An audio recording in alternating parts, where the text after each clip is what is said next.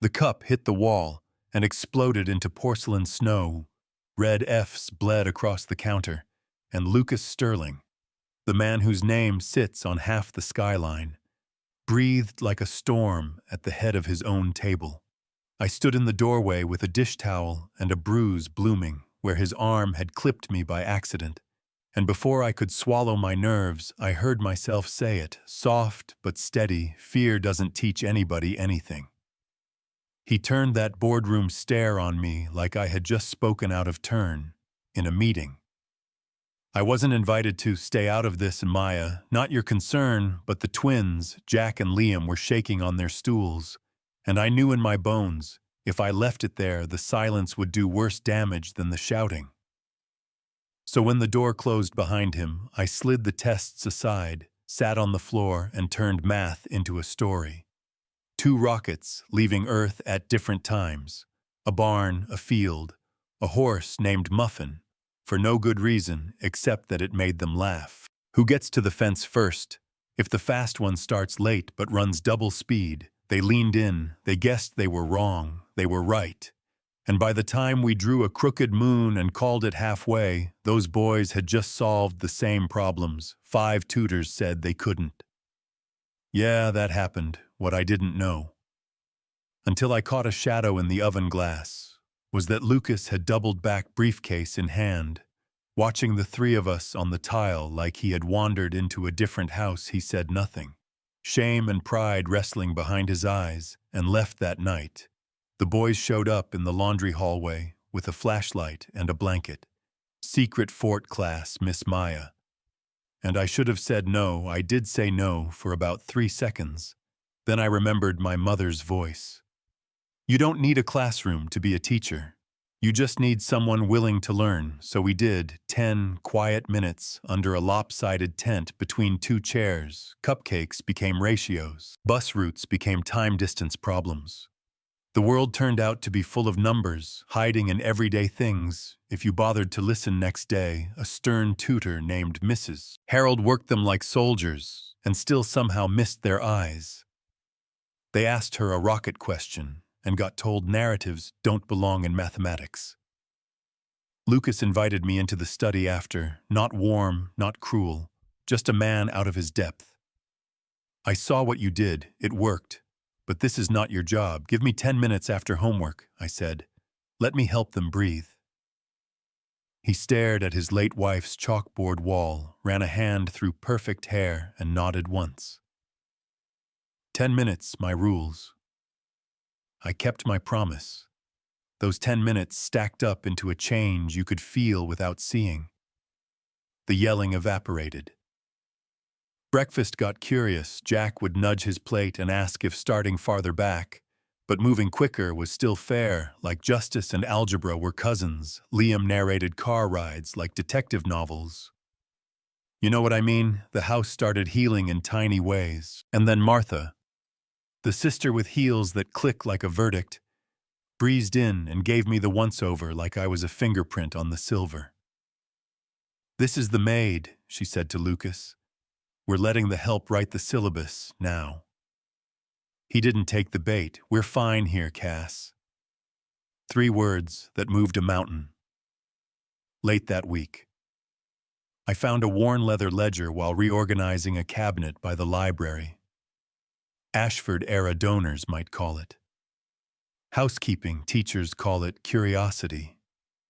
Inside were pages of foundation gifts to Harbor Street Academy, the school from my old neighborhood, the one with cracked ceilings and radiators that coughed all winter. Except the numbers in that book could have built a science wing and a future, and Harbor Street never saw a dime. I took it to Lucas, with my hands sweating and my voice careful. Does your foundation think that school looks like a place that got this money? He stared a long time and said, no. Then he did something I didn't expect. He lit a match on his own reputation, hired a forensic team, called a press conference, and said the quiet part through a microphone. Money meant for children disappeared in layers of polite paperwork. He launched the Amanda Initiative in his wife's name to put the funds where they were promised. and the city clutched its pearls. Richard Clarkson, the slippery family fixer, tried to bury the fire with words like stewardship and legacy clause. The board table went cold, a vote creaked through the room, and by one thin breath, and a chairwoman whose backbone arrived right on time, Lucas kept his seat and the grant survived. That's the moment the story stopped being just about a house and two boys and became about what power protects and what it ignores. And yes, the blowback came: smoke bombs in the cafeteria of our new campus, and locks glued shut before sunrise. A vandal's whisper saying, "Go back where you came from."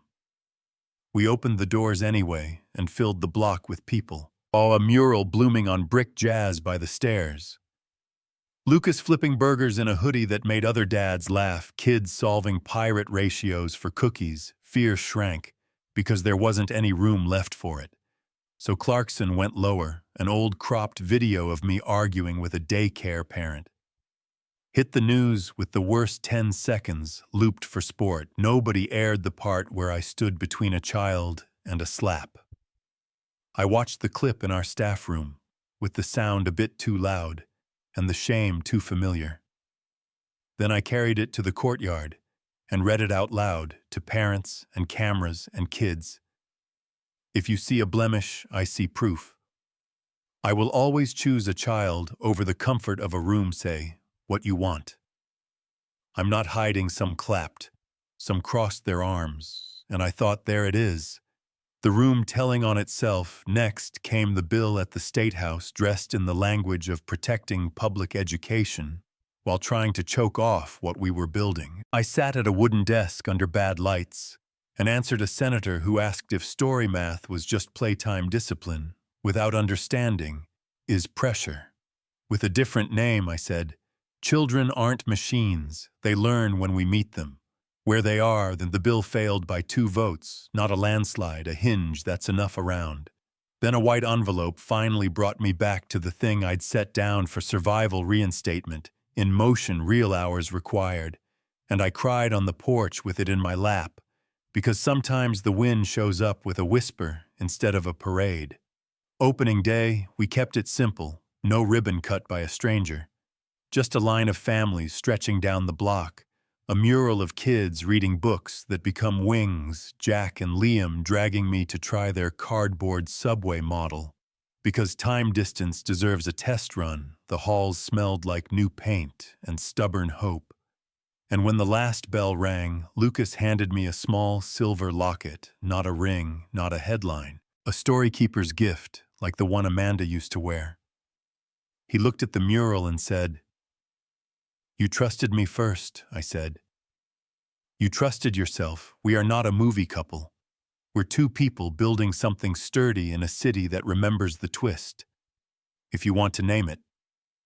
Isn't that a billionaire changed his mind, or that a maid turned out to be a teacher all along? The twist is that a house trained for control learned how to breathe. A foundation built for legacy learned how to listen. And a community everyone sized up as a talking point showed up as the main character." Clarkson is now busy explaining consulting fees to people who don't smile back. Martha doesn't speak to me in public, which is its own weather report. The boys still fight over the last blueberry muffin, and then solve it with a ratio like tiny lawyers. Harbor Street has windows that close and science tables that don't wobble. And at night, I walk our hallway and hear kids reading under string lights and think, numbers are just people trying to be understood. If you listen long enough, they tell you exactly where they want to go. I know not everyone will love this. Some will say, we broke rules, that children need harder lines and less softness, that I should have stayed in my lane. Some will swear, this is just a glossy story. People want to believe because it lets them feel good, so let's talk about it in the open. Did we get it right, or did we just get loud? Where do you draw the line between discipline and dignity, between legacy and justice, between who gets to teach and who gets to decide? Have you seen a kid written off because of money or color or the zip code on their mail? Did anyone step in? Did you drop your take in the comments? Push back if you need to share it. If it hit something true because somewhere a child is sitting under a pile of red ink, waiting for a story to throw them a rope. And if this one does anything, I hope it reminds you that you don't need permission to be the adult who listens first.